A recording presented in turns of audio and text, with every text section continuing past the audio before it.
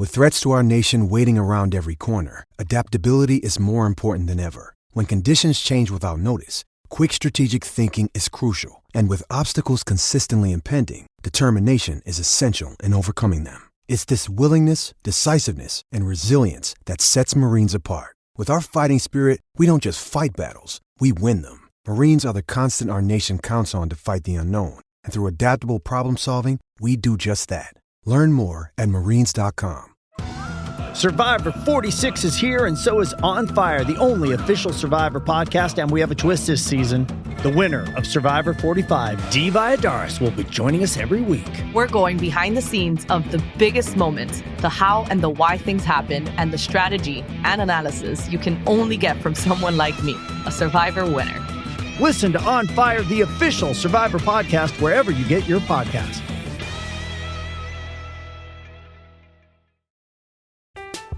I'm Alex Rodriguez. And I'm Jason Kelly. From Bloomberg, this is The Deal. Each week, you'll hear us in conversation with business icons. This show will explore deal-making across sports, media, and entertainment. That is a harsh lesson in business. Sports is not as simple as bringing a bunch of big names together. I didn't want to do another stomp you out speech. It opened up so many more doors. The show is called The Deal. Listen to The Deal. Listen to The Deal on Spotify. Stephen Krajcik of the Lotto Jumbo team as well, and Adam Yates of Orica Green Edge, and Anthony Turgis, who had a little bit of a tumble as he headed in towards Scarborough but stayed on his bike. Great Britain have won their first medal. It was Adam Peaty in a world record time, breaking his own world record. She punches the air and she crosses that blue finish line. The world champion of 12 months ago, who finished second here last time around, has won it. The athlete's village is not a place for fighting. I've never heard that ever in Olympic and Paralympic history.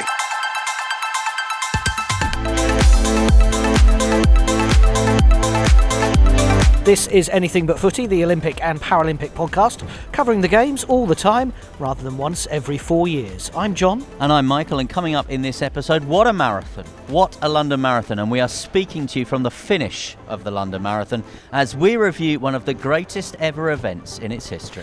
We say hello to both men and women who lit up the streets of London and won it, and goodbye to the greatest male long-distance runner in British history. That, of course, is Mo Farah. Also, we're going to catch up with the British runners who were first through the finish line on the Mall after those gruelling and what's been a very wet 26.2 miles. Yeah, I'm kind of glad we're in a tented media centre at the moment, although I keep being dripped on. It's raining that much that I am getting wet. As ever, you can let us know what you think and get in touch anytime at Anything But F on Twitter, or message us on Insta or Facebook. We're on anythingbutfooty.com or anythingbutfooty@gmail.com. So it was the comeback of all comebacks in the women's elite race. Sifan Hassan, with about 12 miles in, was kind of clutching her left thigh and really struggling, and a couple of times she stopped and actually stretched it and tried to get back into running. She dropped off the lead pack, but eventually she clawed it back, and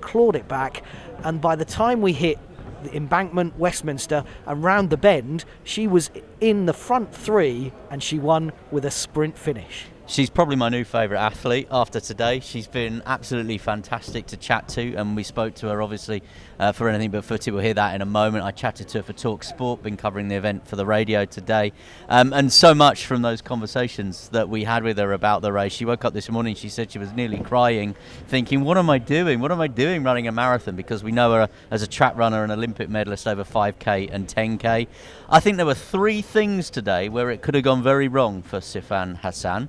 One was when she was trying to get some fluids on board, and she'd obviously never done that, never practiced that. She struggled with it. She didn't really know what the routine was in terms of getting the drinks. Then there was the issues that you were talking about, the injury issues that she said was a quad on her left leg. She stopped a couple of times and tried to stretch that out. Interestingly, the commentators on the course here were all urging her at that point to pull out the race and not do any further damage. Budapest World Championships more important for you. Don't do it. Don't carry on. Stop whatever you do, Sifan. She she said she thought about stopping all the way through. And the third time, as she turned to try and sprint for home, she nearly got taken out by a motorbike. And she also didn't know the finish line was the finish line. She couldn't believe it when she saw it, that was the finish and that she was going to win the marathon. So, yeah, I mean, terrific performance today. Really, really good. And a great interview to hear from her after the race as well. It's just amazing. I'm so grateful. I'm happy. I don't know what to say. It's amazing. Tell us what the problems you were having, because it looked about halfway like you might stop and pull out. Was that in your mind?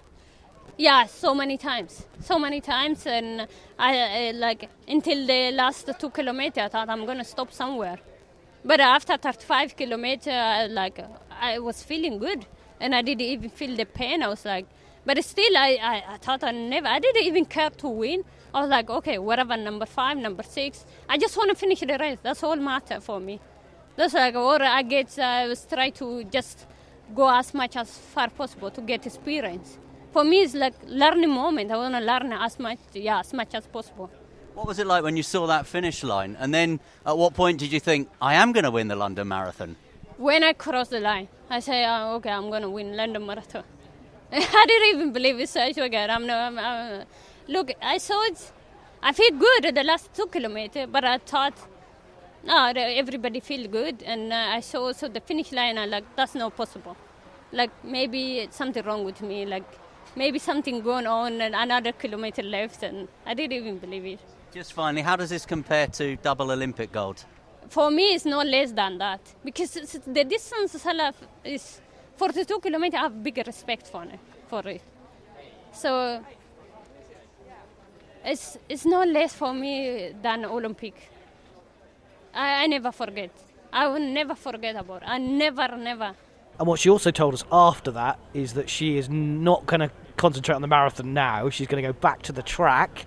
She's, of course, the double Olympic champion and a bronze medalist in the 1,500 metres when she fell and managed to still get there. So she's the 5 and 10K Olympic champion, and that's what she's going to concentrate on in the World Championships in Budapest.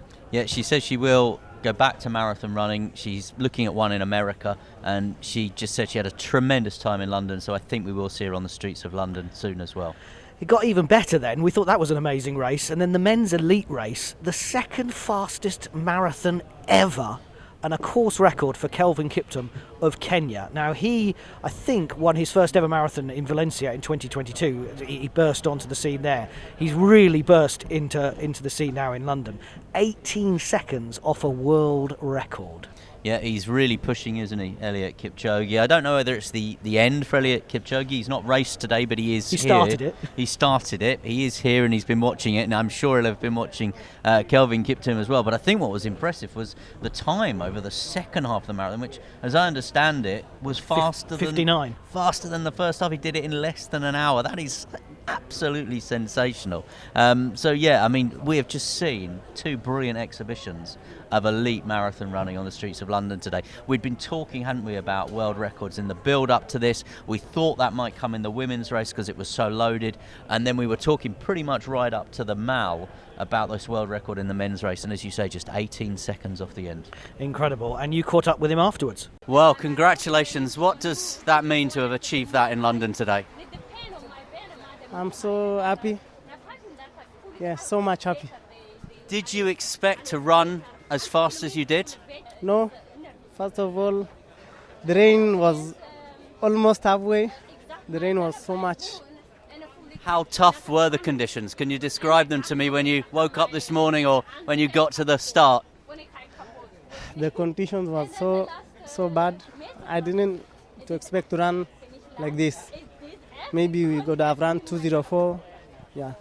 And can you describe to me how much you enjoyed London and the atmosphere and the support today? I enjoy London atmosphere, the crowd cheering on the course. Very good. I enjoy London. I'm guessing from that interview he's still speechless. A man of few words. In all seriousness, how's your Kenyan? If you went and did an interview in Kenya. Exactly what I said afterwards when people were sort of saying he doesn't say a lot. I'm saying, right, let's go to the Kenyan marathon, shall we, and see how we get on with a bunch of reporters throwing ridiculous, inane questions about how we found the streets of Kenya. Exactly. It's like, Michael, why did it take you 6 hours to finish the marathon in Kenyan? Could you answer that? No. You could just go, there. Still to come, we hear from the best Brits of the bunch. But it's time now to say goodbye. Not quite. It's not quite, because he's confirmed today that he is going to go on to the Great North Run, and before that the Manchester 10K. Now, I'm really happy to hear that Mo Farah is going to finish his career with a half marathon from Newcastle to South Shields in the Great North Run. I'm really happy because that's quite close to where I live. So I'll be able to go and see that one and not have the long drive like I've had to come to the London Marathon. But yeah, I think it's Mo's farewell tour, this, isn't it? He's done London, and then he's going to go to Manchester, and then he's heading a bit further north, and he's going to finish at the Great North Run, which again, that doesn't surprise me. It's a brilliant event. It's very similar in feeling and vibe to the London Marathon. You've got even more runners on the streets of Newcastle and South Shields, and a great place to bring the curtain down on that career. And he finished 9th in the London Marathon, his last marathon, as we say, and he said afterwards that he was disappointed. His preparation had been great. But the body didn't respond today, and it's a little bit disappointed. But again, the hardest thing is you could do the work, but if the body is not responding and you can't do it, it's time to call it. Honestly, I got a little bit emotional because so many people just coming out. It's pouring down with rain, but so many people coming out, giving me support, cheering for me. Didn't matter what position I was in. Just all I hear is just say, "Go on, Mo." And honestly, without the crowd, it would have been hard today. This won't be my last race. It's my last marathon today, but my last final race will be the Great North Run in September. That will be end of my career.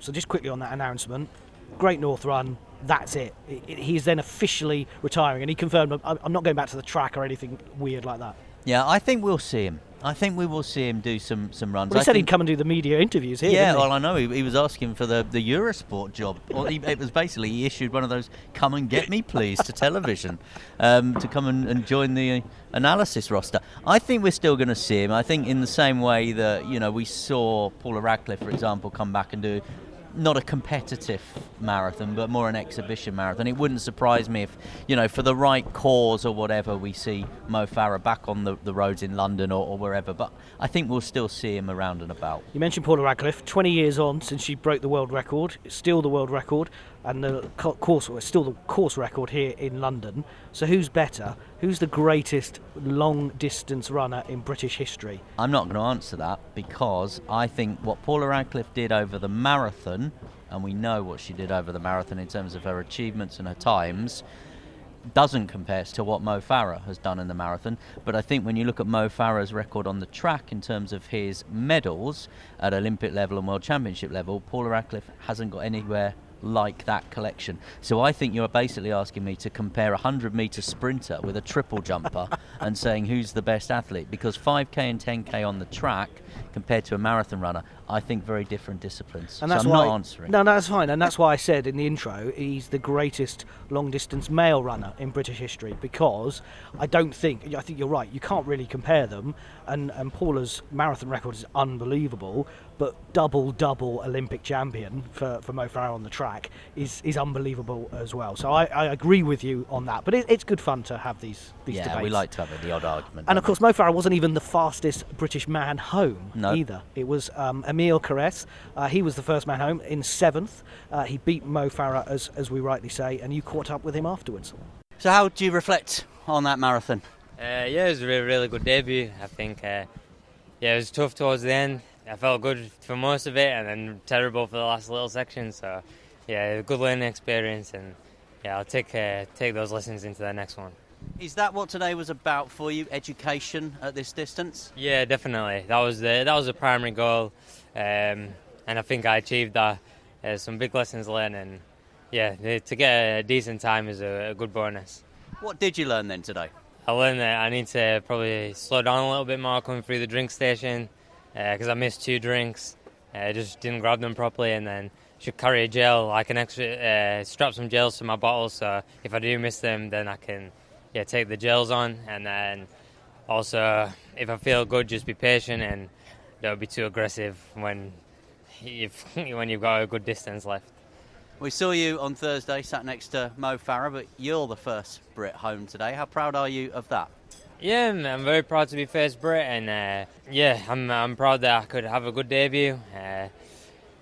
I'm focused in the future. Hopefully, I want to finish higher up in the race and be more competitive with the guys at the front. I think, I was 7 minutes behind the winner, so I have a long way to go to be really competitive.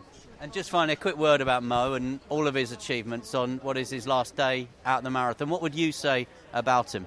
What can you say? He's one of the best athletes of all time, British or not. In terms of any athlete from anywhere in any sport, he's achieved as much as anyone. So, the way he's representing Great Britain is fantastic. And, I think we should all be grateful that we got to see him compete at the highest level and for such a long time. Well done today. Yeah, cheers. We were talking, weren't we, ahead of this race about the greatest elite women's field, and we were obviously discussing a lot about Eilish McColgan, and all the chat as far as the British perspective was ahead of this race was about Eilish McColgan. People weren't talking about the other British athletes, and we know that there was a few like Jess Piasecki and others that pulled out. Stephanie Davis had pulled out a few weeks ago, but under the radar, Sam Harrison, really good race for her, a huge personal best. She finished 11th, the first British woman home, and you got to speak to her for anything but footy. Sam Harrison, congratulations, the first British female home. Yes, it's amazing. I got a PB as well, so happy days. What were the conditions like? Talk us through it. Yeah, to start with, it was perfect conditions. It was very mild. There was no rain, but obviously as time went on, it was chucking it down at one point, and I was soaked. But then, the rain stopped sort of, towards the end. But it was okay. It wasn't too windy, so that was the main thing for me. It's because the wind obviously slows you down, but the rain was fine. It cooled me down, and it was fine conditions. You mentioned a personal best. Is that something you were hoping for today? Yeah, the main aim was to come here and hopefully PB. I PB'd over the half recently and the 10k and the 5k, so it was nice just to put the fitness there into the marathon, because I knew I was capable of that, but it's just performing it on the day, and luckily, achieved that. We're expecting a record number of finishes for this. What does it mean to be part of this amazing London Marathon event? Yeah, the lineup was incredible this year, gold medalists, world record holders, and everything. So the start list was going to be insane, and it was a pleasure to be a part of that, to be honest. I know I wouldn't be up there with the best, but to not be too far away was always great. And Sifan Hassan, she was stretching her leg and stopping off about 12 miles, come back and wins it. What a comeback. Wow, that's incredible, because I know that in the press conference, she didn't come across too confident. She said something about even finishing. So for her to win, that's a huge goal for her, and that's really exciting for the future for her, really. Last one then, what about from you? Where do you go from here? Yeah, so probably back on the track for the summer, focus on the 10,000, and then some half marathons, and then by the end of the year probably consider another marathon. World Championships? Hopefully maybe for the 10k. I think I'm going to give that a blast, and then maybe another marathon sort of December time, maybe focus on Valencia and go for another quick time. Well, congratulations again. Thank you for talking to Anything But Footy. Lovely, thank you. Great to hear from Sam Harrison and Emile Cairess, and hopefully we'll hear more from them and other British runners as, of course, the year goes on and the marathon and track championships continue. We've got World Championships this coming summer. This is Anything But Footy, the Olympic and Paralympic podcast. Stay with us, because we will be talking to some of the fastest people on the London Marathon course next. I'm Alex Rodriguez. And I'm Jason Kelly. From Bloomberg, this is The Deal. Each week, you'll hear us in conversation with business icons. This show will explore deal-making across sports, media, and entertainment. That is a harsh lesson in business. Sports is not as simple as bringing a bunch of big names together. I didn't want to do another stomp you out speech. It opened up so many more doors. The show is called The Deal. Listen to The Deal. Listen to The Deal on Spotify. This is Anything But Footy, the Olympic and Paralympic podcast, looking back at London 2023, the marathon, one of the best ever. Yeah, I would say. Absolutely. It's been a vintage year for the race. Back in its rightful place in April, I think that has maybe helped people. I know that, the change of the time it had to happen, we know why it happened, but the changing of the time, putting it in October in the calendars, maybe not suited some people. This year, back to its best. This is my first experience of being here at the finish line for the London Marathon and working in this kind of role at this event. It's something I've watched on telly probably every year since 1981, in all honesty. I've always enjoyed it, always found it inspirational at times, always enjoyed the elite races, and this year for me, well, it's just been phenomenal. So let's talk about the wheelchair results, the elite wheelchair results. An hour and a half these guys take to get around is incredible. And important, I think, to mention as well, the 40th anniversary of the wheelchair races. We had Gordon Perry here starting the wheelchair races, who won back in 1983, even though he was actually a better basketball player than he was an athlete. And that was something that David Weir talked about a lot, and how inspired he was. Sorry, I'm just slightly distracted by what appears to be someone dressed as a dustbin coming through the door. It's a London Pride can. It's a London Pride can. It's a can of beer. I wish it was a can of beer. It's huge. So yeah, there was someone dressed as a London Pride can coming through the door. So I'm just slightly distracted. But back to the wheelchair race. I think David Weir, who's going to be here for number 25 next year, hopefully. Obviously an 8-time winner. That's a record. He's been phenomenal for the sport of wheelchair racing. The way the technology has moved on over those 40 years as well has been phenomenal.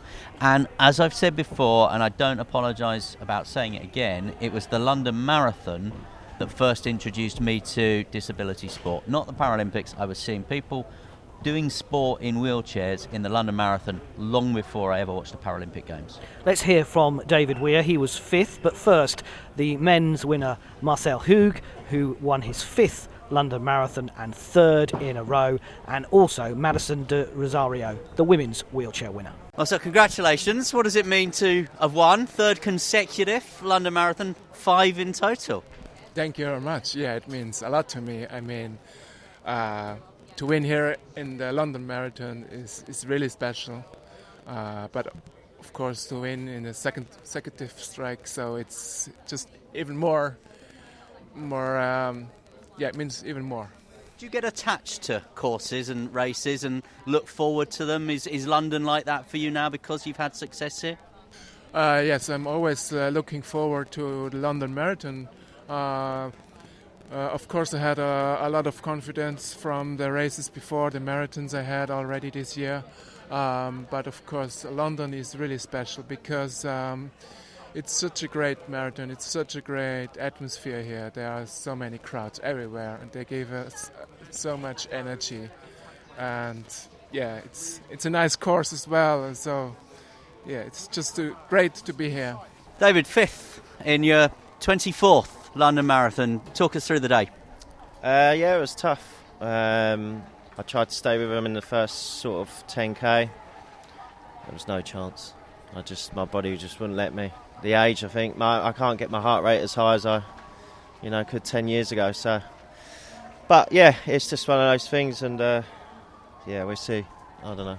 Do you still love the event? Obviously, you said on Thursday or Friday when we spoke that you were definitely coming back for 25.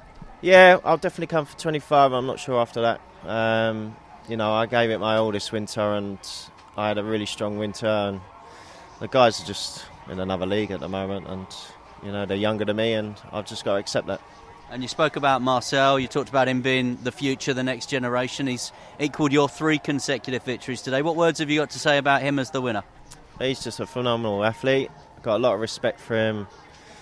I've known him from when he started as a kid, and he's just improved every year, and he's taken the sport to new heights that I've never seen before. And we know, because when we spoke on Friday, I asked the question what this event means to you. What memories have you added today to all of those going right back to the very early days? Just the atmosphere today. You just forget how great this marathon is, and if it weren't for the crowd, it would have been even harder. But yeah, they were from mile 1 to 26 miles. They were great.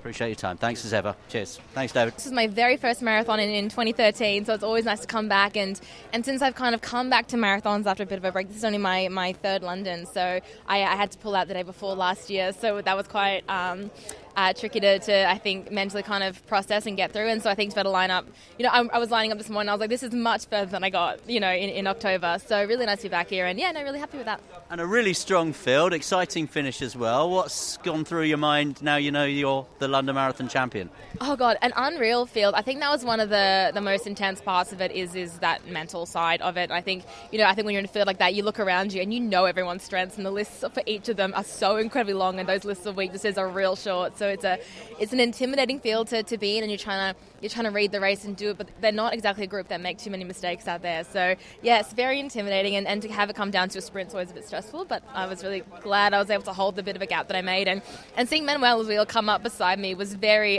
Tokyo Paralympics vibes, and I was like, we've been here before, so thankfully I was able to hold it, but yeah, no, happy with that. And just finally then, what does it mean, what does it feel like to see Buckingham Palace, the finish line, and know that you were going to win?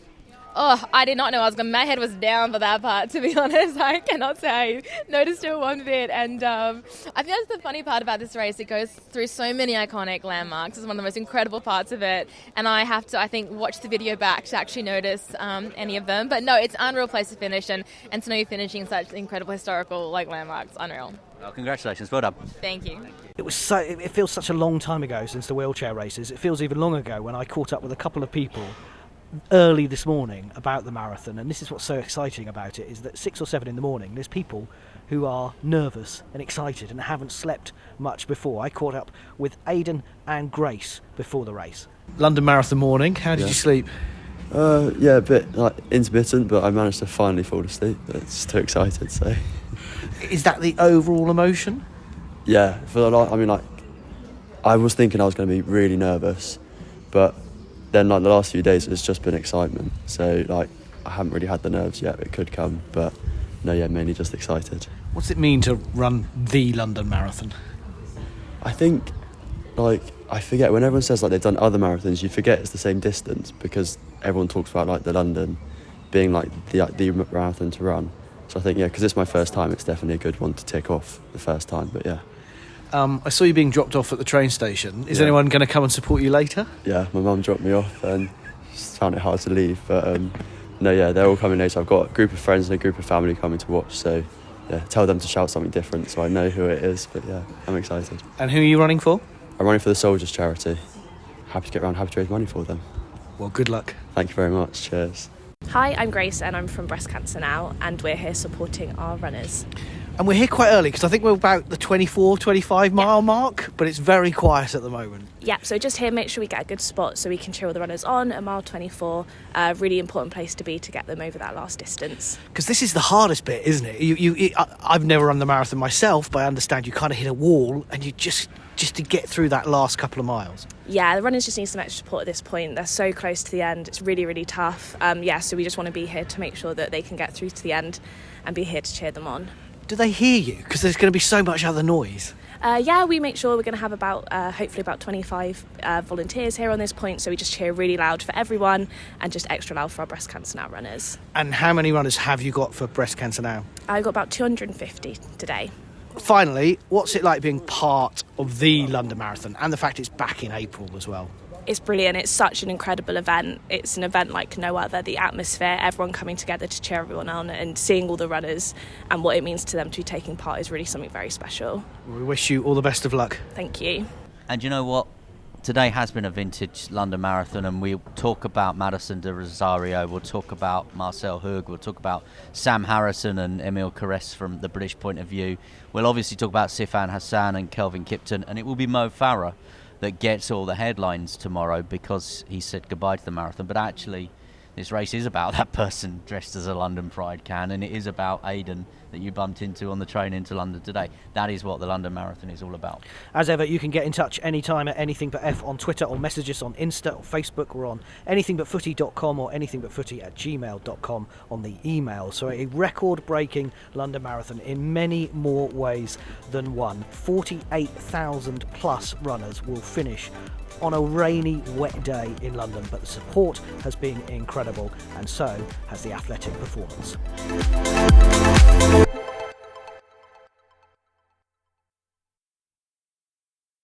Sports Social Podcast Network. It is Ryan here, and I have a question for you. What do you do when you win? Like, are you a fist pumper, a woohooer, a hand clapper, a high fiver? I kind of like the high five, but if you want to hone in on those winning moves, check out Chumba Casino. At ChumbaCasino.com, choose from hundreds of social casino-style games for your chance to redeem serious cash prizes. There are new game releases weekly, plus free daily bonuses. So don't wait. Start having the most fun ever at ChumbaCasino.com. No purchase necessary. VGW Group. Void where prohibited by law. See terms and conditions. 18+.